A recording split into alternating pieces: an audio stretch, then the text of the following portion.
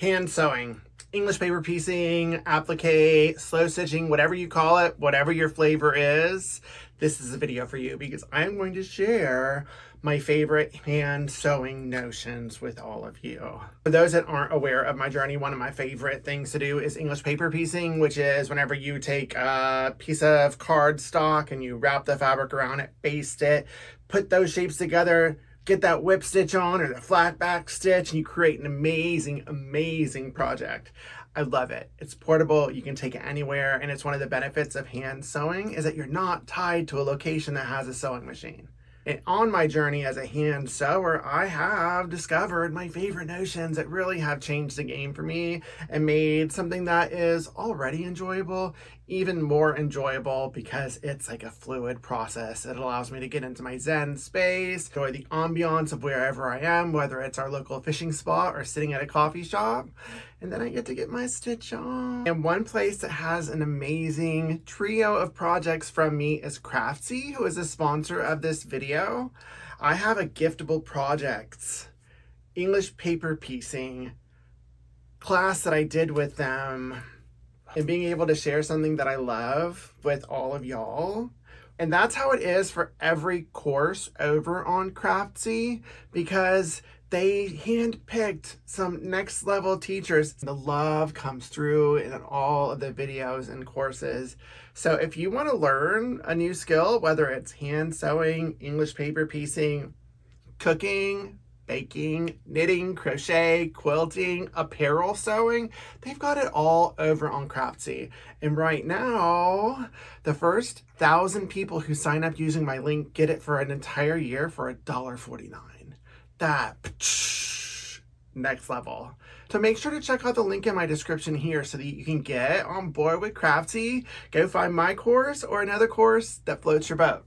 So now I'm going to share with you how and why these are my favorite hand sewing notions. This is a real project I'm working on. I stitched up a hexie panel. Look, it's fabulous. Ooh, look at the back. Yeah, nice backside. And there's a reason that over the years, these are the things that I've gravitated to. Some of them are brand specific and some of them are just in the general realm, not necessarily brand specific. But let's get started. And the best way for me to share with you the how and the why of each of these products is to work on this project and as I go, explain to you the rationale behind each one. So I'm going to base some hexagons. This is Space Dye Microchip set. It's a 2.5-inch set of all of the colors of their Space Dye range, which I'm obsessed with. So first up is my Sewline Fabric Glue Pen, and then the refills. I have so many of these. This changed the game. I don't necessarily like thread basting my English paper piecing.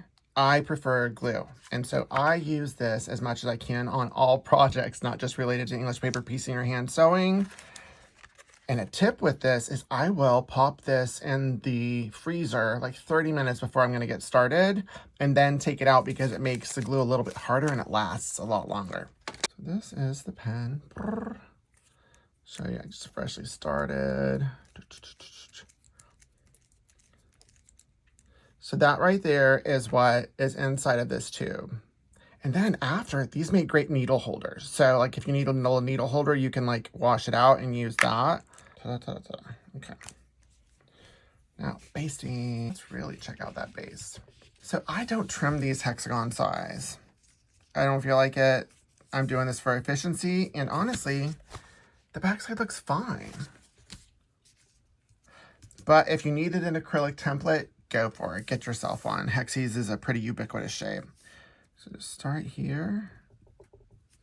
As you can see, I'm on a couple millimeters inside of where the edge is, and I'll flip it over. I'm using more glue than I would normally, just so that you can really see it. Ta-da, see, put a little dab there.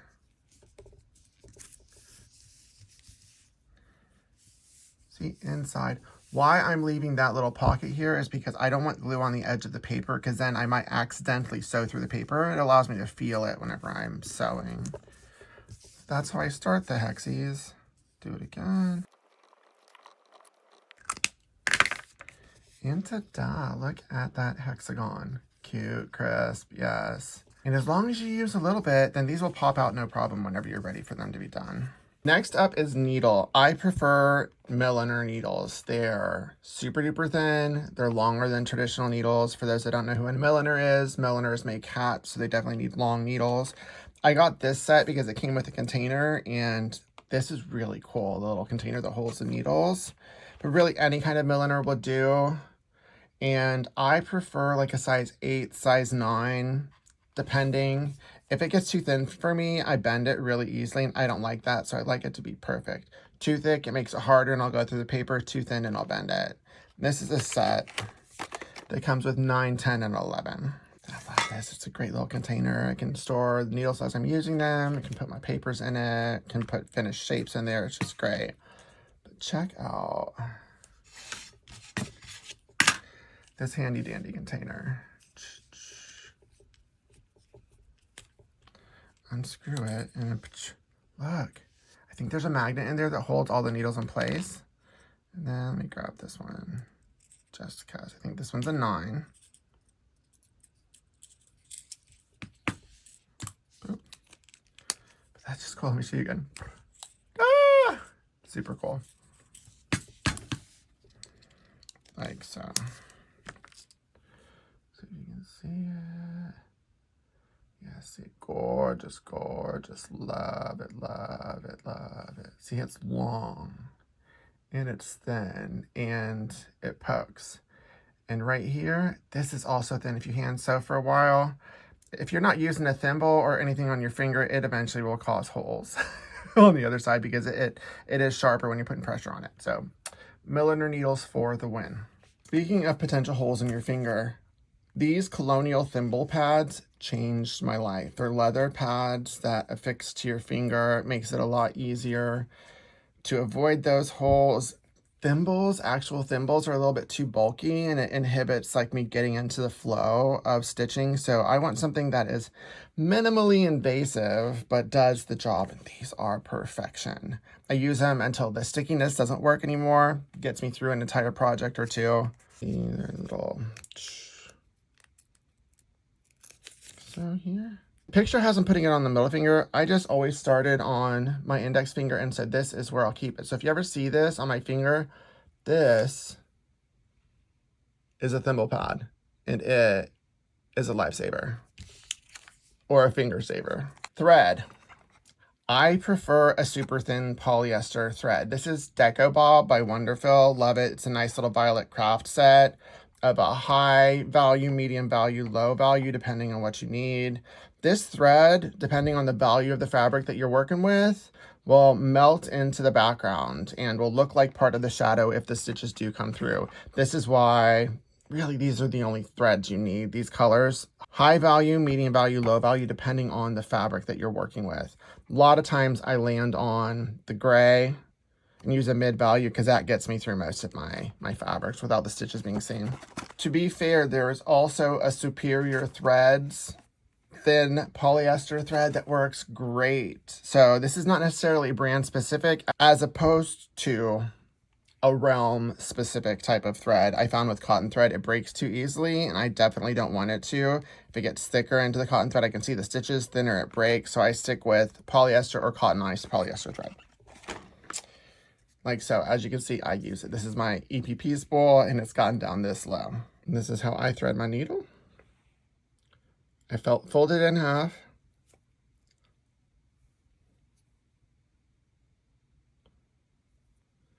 Have it go through the eye like so. Can you see it? And then I'll put the needle like looping it over and pull it taut. So it's not going anywhere. And then thread magic, thread conditioner. It keeps the thread from getting knots in it and it allows it to glide through the fabric a lot better. I like this setup because of the ridges. It really allows the thread to get in there instead of skimming off of the top. So just put the thread in there, boom, and then close it up right here. It makes it last longer and keeps the thread conditioner from getting any contaminants in it. Can't see it, but it is now coated and ready to go. Ta-da-ta-da. And then this way, you'll never lose the top. Thread magic. And then I'm whip stitching my hexies. I love whip stitching, but in the event you wanted to applique or do something where you need it to be flat and not folded over to get the stitch in, SewTites is a game changer, and this is set up specifically for English paper piecing. You use these Lite magnets, put your shapes in place like so, right? Like that. Ta-da, and it stays in place. So if I wanted to do a flat back stitch, I could get in there without it moving, and then you can see what it looks like, right? Ta-da. Ta-da, I can't see the stitches. So this is great for applique, English paper piecing, doing curves, flat back stitch, all of that.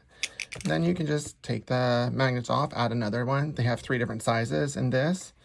And then they actually have different strengths of the magnets, but these are the SewTites Lite, which is perfect for hand sewing. So these are some of my favorite hand sewing notions.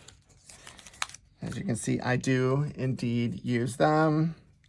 And I hope you got some benefit from this video. If you have any notions, tips, tricks with hand sewing that you have learned along the way, please drop it in the comments. Maybe I can do a video in the future of all the new ones y'all have shared with me to let you know my opinion. And I can't wait to learn from all of you. And if y'all wanted to get any of these, every single one of these is now in my shop. Check the link in my description below. I hope you loved all the hand sewing notions that I shared here. Those are the ones that I've discovered to date. I'm sure I'm going to discover more to date. If you have any that are like a game changer, go-to, things that you love, drop it in the comments below. Share with all of us because sharing is caring. Until next time, happy sewing.